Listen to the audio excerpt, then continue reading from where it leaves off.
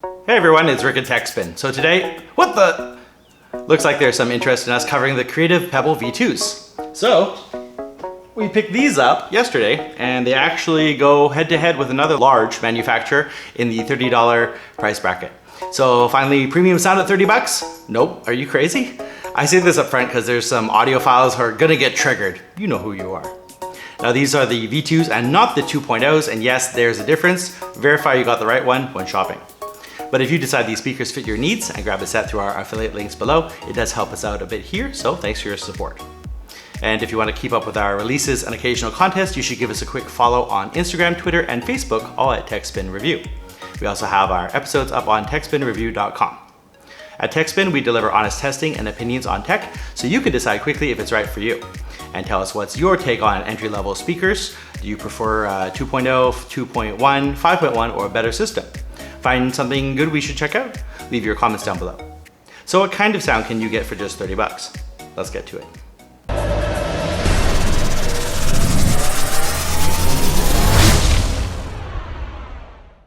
The new FSP Hydro Pro G is reliable even in harsh environments. A compact, fully modular 80+ gold supply with dual ATX 8-pin, Eco Switch, 10-year warranty, and it's perfect for your next build. Check it out at the link below.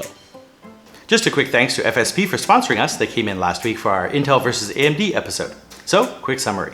The creative Pebble V2s are a really good deal, providing best in tier sound, but that comes with a few caveats. One, it is a premium sound, but it's pretty amazing considering the price. A pretty full sound, which is slightly peaky in some vocals. Go!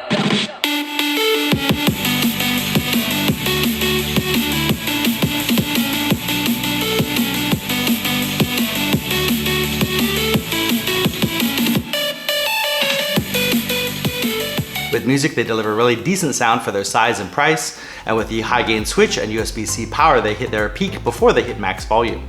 The V2s, again, not the 2.0s, are impressive. So I know what you're thinking, because I'm thinking it too. Creative? Haven't heard that name in a while. Me too. Last speakers I bought from them were the large wedges that delivered pretty decent sound for the price at that time.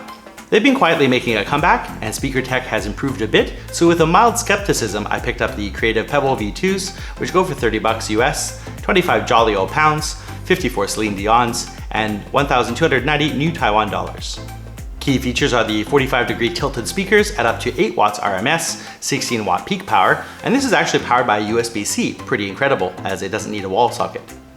Construction is really solid, no flexing or creaking, and the speakers will also survive some tapping. Wiring overall is fairly sturdy, though the USB-C plug end may need care. They measure pretty much 116 millimeters across in all 3 axes due to the flat bottom and back, but if you measure the max length across the speaker plane, I guess you could get the 122 mils that they said on the website. The non-detachable right to left speaker cable measures 135 centimeters. Actually, no, it measures 125 centimeters, but realistically, when you turn them to be human usable, 5 centimeters are between the terminal and the outside, so the actual usable distance is 115 centimeters. Now this is better than the original Pebble or Pebble Plus, as that cord is quoted at just 120 centimeters minus the extra distances. Still, we would have liked to have seen an RCA jack or 3.5mm jack or something, which would cost very little extra but allow consumers to lengthen the cable for cable management or to fit around bigger desks. The volume knob is very smooth and there's no static changing the volume. Both the channels adjust their volume in unison, and there's a very satisfying click off and on. The headphone jack and USB-C cables both measure 115 centimeters, not the 120 quoted on the website, measuring from the cable exit to jack end here. Speaking of these ends, they're more of a phone type, small in size. The USB-C plug is compact too, so if you decide that this is a PC / on the road set, take extra care to grab the plug completely and don't pull by the wire. You've been warned. Now I was worried that I would only have 1 or 2 USB sockets to power this, but the creative Pebble V2s ship with a USB-C to Type A, a standard USB adapter. This means you can plug them into pretty much any USB socket, delivering 5 volts, and you'll get sound. Speaking of a headphone jack, where is it? Don't see that anywhere. That's odd. There's a switch on the bottom of the right speaker, which also has the volume control. This switch goes from A to H. H is high gain, but what's A? L for low or N for normal gain, A for USB Type A. Creative could have chosen a more sensical designation for the low gain position. On the back of the units are passive radiators that help push more low frequencies out. The units came set to the high gain setting, and initial testing was done plugged into an MSI Z390 Tomahawk motherboard rear USB-C port. Let's do a speaker test on high gain.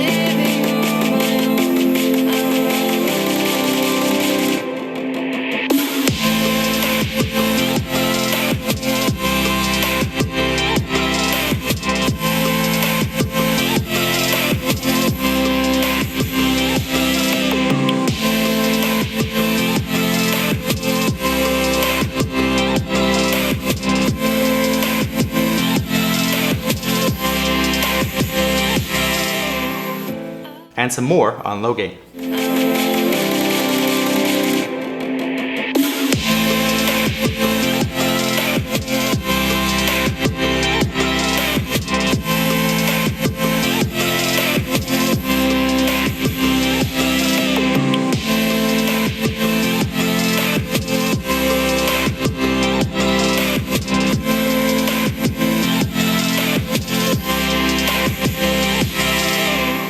On a subjective note, high gain and low gain listening ranges sound very alike, of course with a large volume boost for high gain, along with just a fraction more power in the bass. I missed the Type A adapter at first and tried my Xiaomi Max 3 phone. I was super surprised that the phone could deliver the power required to push out this much sound, though on high gain we hit the power delivery limit at around the 1 o'clock volume position. These speakers would cut out every bass hit, coming back a moment later.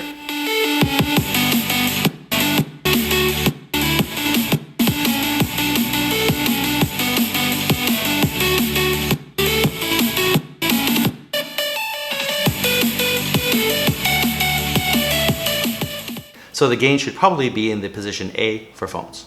With the Type A adapter, I also tried my Xiaomi 10,000 mAh battery, which does quick charge, so I thought it might deliver more juice, and it could power the speakers on high gain mode. At first we thought it didn't work, but actually the USB-C end has to be fully inserted to work, it was just out a tiny bit. We also tried the phone's wall charger, which also does quick charge, and that powered the high gain mode fully too. So it looks like these are valid power options, and if your charger or battery does quick charge, you should get the full power range. Low gain mode also produces some pretty good sound too, without quite the same bass punch as high gain, of course, since bass uses the most power. Still, pretty decent results. With high gain on and music playing, the single speaker producing the full range starts distorting the high end around the 1 o'clock volume position, and going higher, the bass starts sounding a bit sloppy. The amp circuit is actually a bit too powerful on high gain, especially for today's compressed volume maxed music, though for movies we think the extra headroom is really awesome. Now you won't want to drive these small speakers on high gain with music at full volume for too long, as you'll probably end up damaging them. If you suffer from teenage angst and blast them as high as they'll go, that may kill them kinda quick. Please take a moment to like this video, and if you like what you see, then please do subscribe and click the bell icon to get notified when I upload new content. So we were pretty impressed with the sound quality of the creative Pebble V2s, and now they're the current best choice at this price point. Not amazing or audiophile level, but for what you get, it's really good. Certainly better than anything I've listened to in the last 2 years for 30 bucks. And again, the V2s are not the same as the 2.0s. After a bunch of music testing, we found that the volume went up smoothly and linearly from low to medium to loud. The response range stayed consistent. When we did our last speaker test a while back, link up here, we lauded that set for powerful sound at this low price point. We were looking for a 2.0 setup that delivered, and without a sub, this delivers really nice compact sound for 30 bucks, producing some good lows out of these tiny satellites, which you can feel a bit in the desk. A fairly flat overall response. It does get a bit peaky for some vocal ranges, with some vocals punching through just a bit more, while one song was just slightly muddy. Let us know if you want a comparison head-to-head video.